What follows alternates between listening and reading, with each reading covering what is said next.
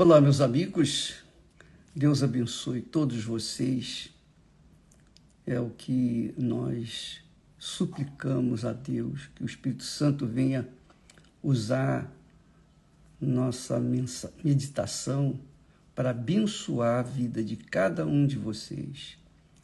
E não tem bênção maior, não existe bênção maior do que aquela de Deus revelar para nós a sua vontade, ele falar conosco, ele dá uma direção para o nosso espírito poder guiar o nosso coração, a nossa alma, né? Quando nós recebemos essa direção, pronto, acabou, já era. Já era. Porque a palavra de Deus é Deus dentro de nós. Lembra quando Jesus disse, se vós estiverdes em mim e as minhas palavras estiverem em vós, pedireis o que quiserdes e vos será feito. Deus é palavra. Quando você eleva o seu pensamento para os pensamentos de Deus, quando você pensa os pensamentos de Deus, então você se encontra na presença dele. Bem, esse é o que nós queremos, nós oramos, pedimos que o Espírito Santo venha iluminar os entendimentos para que as pessoas possam ser livres de suas mazelas, de suas dúvidas, de seus medos, de suas ansiedades, de suas preocupações, de suas misérias, nervosismos, depressões, enfim, todo o inferno. Porque todo o inferno desse mundo vem de uma palavra do inferno. A palavra que o inferno usa para levar as pessoas para lá é dúvida. Onde há dúvida, ali há medo, ansiedade, insegurança, preocupação, fraqueza, e, enfim, todo o inferno. Porém, o reino de Deus, o reino dos céus, o próprio Deus, ele trabalha com a palavra. E a palavra que ele traz para a gente é a palavra de fé, de segurança, de certeza, porque atrás da fé vem a segurança, vem aquela firmeza de propósito, vem aquela certeza absoluta. E é isso que falta nas pessoas, que falta na humanidade. Então as pessoas têm medo porque têm dúvida. As pessoas têm medo porque têm dúvida. E têm dúvida por quê? Porque o espírito da dúvida vem do medo. O espírito da dúvida vem justamente do inferno, que aterroriza, que ameaça, que fala isso, que fala aquilo, e a pessoa fica com medo. E aí, com medo, ela fica fraca. Na sua fraqueza, então, até um sopro, ela cai. Então, amiga e amigo, aprenda esta lição, porque isso é de fundamental importância para a sua sobrevivência, para a nossa sobrevivência. Nós dependemos da palavra de Deus, que é a palavra de fé, que é a palavra de certeza, de segurança. Quando a pessoa não dá ouvidos a essa voz, a voz de Deus, ela fica com medo, porque vem a voz do mal, a voz do diabo, que traz dúvida. Inclusive, Veja só, presta atenção como as coisas acontecem. Ontem falamos sobre aquela palavra que Paulo fala, dirigida ou dirigido pelo Espírito Santo. Ele disse: se a nossa esperança, ou seja, a nossa fé, esperança, se a nossa esperança, se a nossa fé no Senhor Jesus Cristo só vale para esta vida, então somos as pessoas mais infelizes, mais miseráveis da face da terra. Essa é a realidade. A nossa fé não está numa palavra que só vale para este mundo. A nossa fé não está na palavra de alguém que falou e deixou passar, esqueceu. Não. A nossa fé está pautada, fundamentada na palavra daquele que disse: passará o céu e a terra, mas a minha palavra não passará. Não passará. E disse mais: a palavra que sair da minha boca não voltará para mim vazia. Então, Deus falou isso. A palavra que sair da minha boca não voltará para mim vazia, mas fará aquilo que me apraz, aquilo que me dá prazer. Então, pode ter certeza, minha amiga e meu amigo, quando a pessoa fortalece a sua fé nas conquistas, só nas conquistas, ela fica iludida, porque nas conquistas existem também alguns problemas, percalços, lutas, tribulações, não derrotas, mas tribulações, pedras no caminho. Nós encontramos pedras no caminho. Mas não significa que estaremos fadados a cair e perder aquilo que conquistamos. Não. Não se nós permanecermos na palavra de fé, palavra de Deus, na palavra do Senhor Jesus. Então, quando nós colocamos a nossa esperança, a nossa fé na palavra do Senhor Jesus, que é a nossa fé no Senhor Jesus,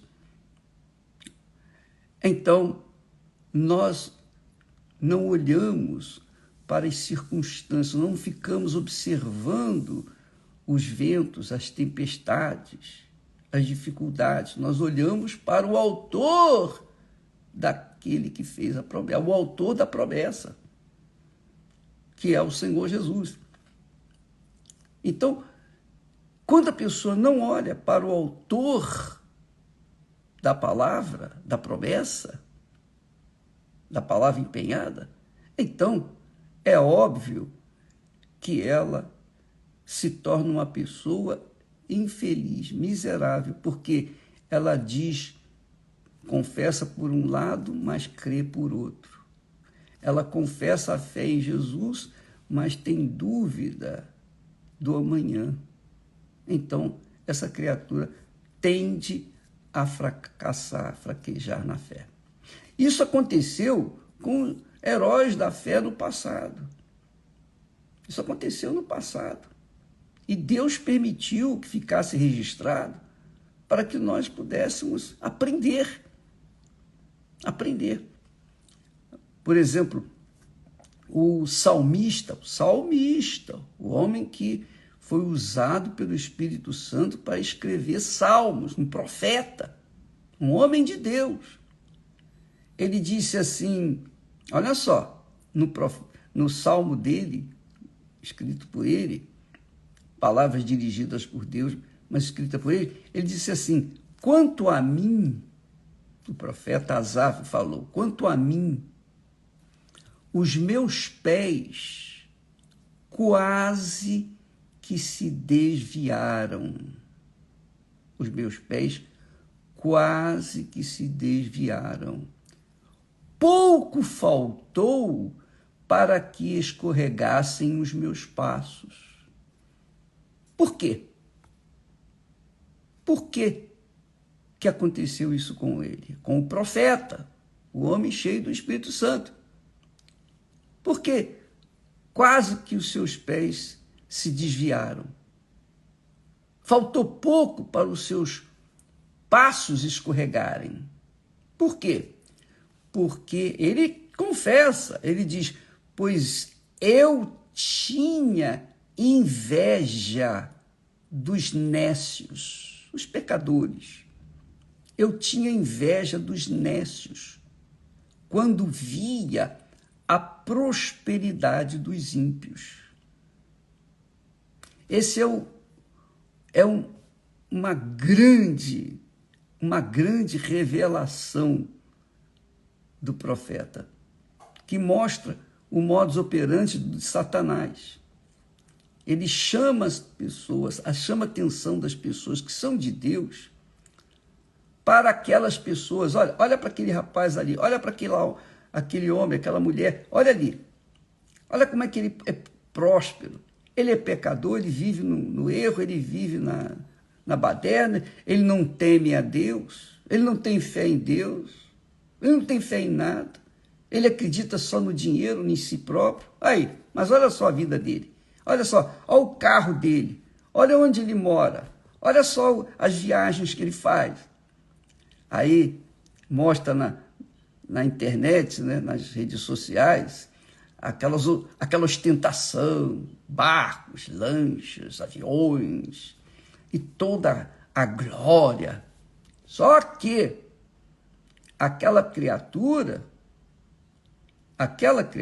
que está ostentando riquezas, glórias, etc., sabe que um dia aquilo vai acabar, como acabou a farra daqueles oligarcas lá russos, que antes da guerra com a Ucrânia, eles ostentavam navios pessoais e viviam uma vida nababesca, mas perderam tudo, morreram estupidamente,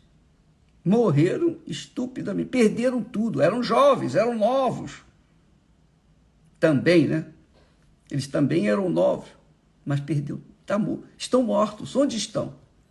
Para onde foram as almas deles?